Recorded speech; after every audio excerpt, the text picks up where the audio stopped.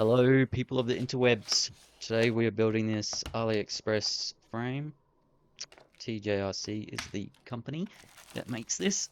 Um, so this frame's pretty cool. It's got a white paint with a purple pearlescent through it.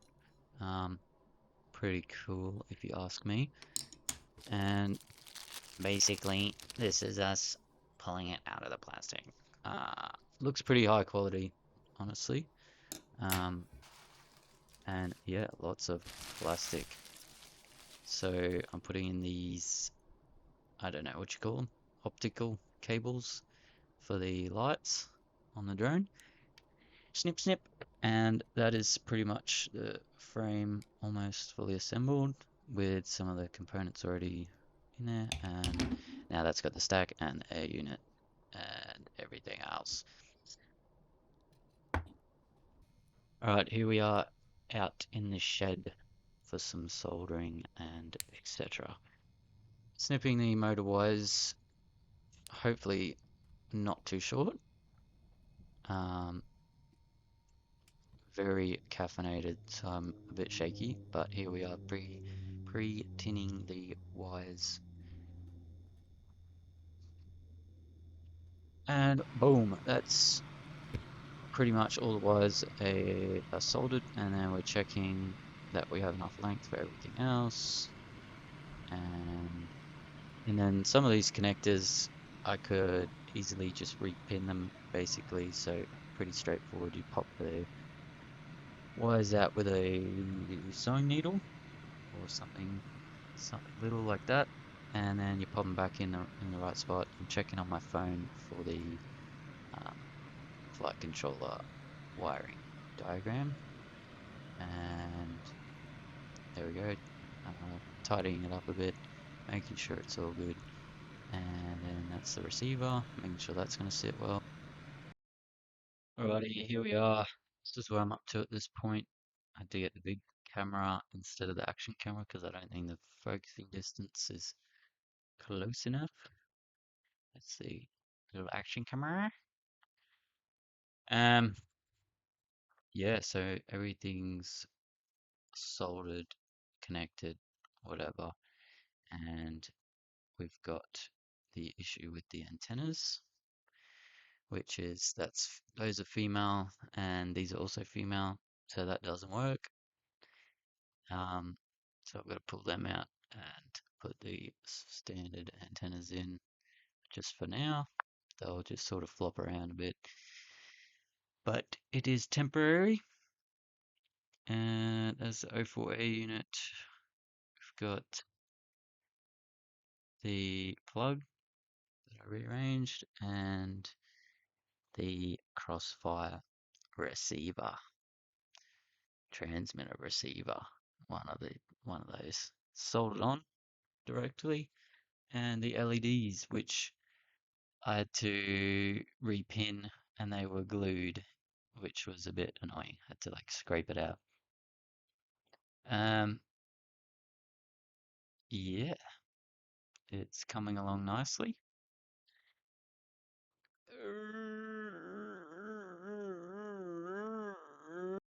My bad. Here's the standard antennas. Obviously, they're not going to sit properly, um, but we'll fix that later on. A little bit floppy jalopy. And doing some final checks before I plug it in. Make sure nothing's going to explode.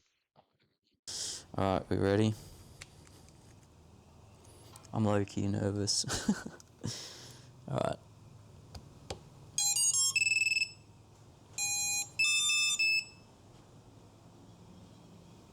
Nice. We've got the all good from the smoke stopper. So this is fucking clench your cheeks part 2.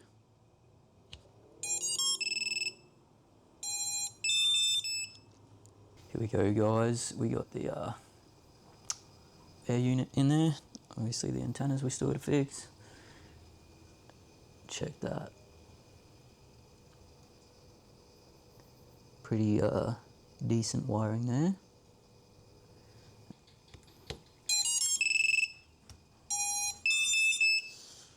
Holy. The absolute. This is the. Oh shit, my fucking camera. This is the final boss of RGB gamers. Like, dude. It's crazy.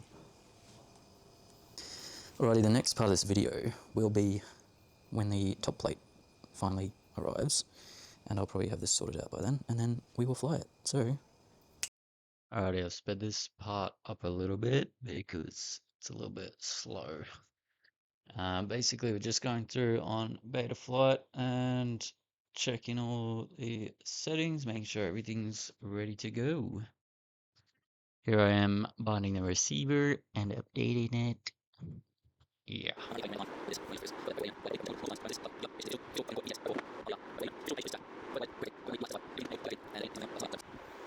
Alright, goddamn. We have finished stuffing around, figured out the video problem. Turns out this stack has you can turn your VTX on and off because it's a racing stack. So I didn't know that. Activated it and it turned straight on. So time to finish it off and test hover, I should say. Let's go.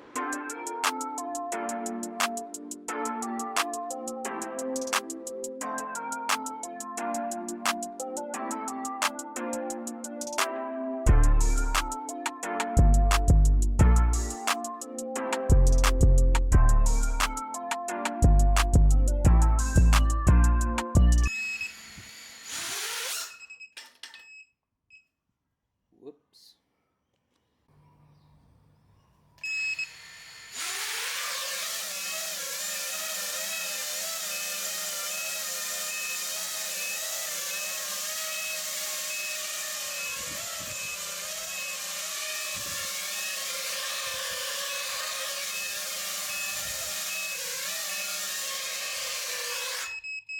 Yay!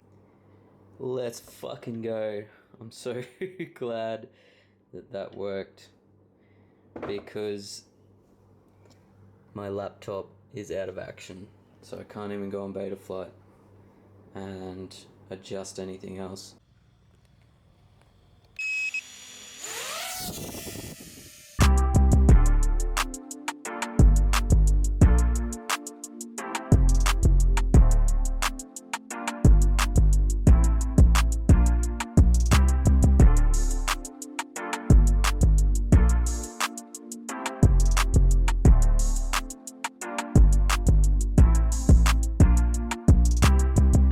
Alrighty guys, that's it from me. If you enjoyed watching, give it a thumbs up and a subscribe would be much appreciated. Thank you.